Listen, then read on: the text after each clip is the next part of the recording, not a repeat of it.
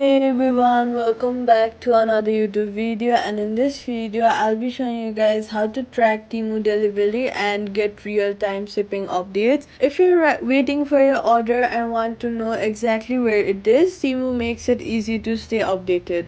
Open the Temu app on your iPhone, then tap You. Next, what you're gonna do is tap your orders to see your recent purchases.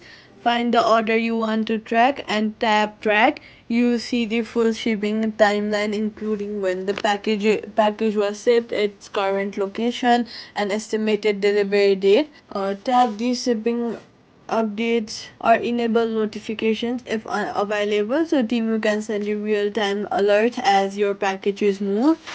Privacy tip: only track your orders through the official Temu app or website. Avoid clicking on tracking links from random emails or texts to protect your information.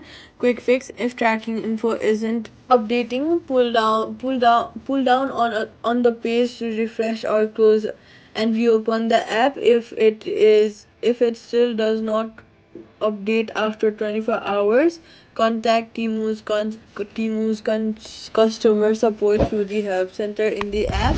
And that's it. Subscribe for more quick and easy tech fixes.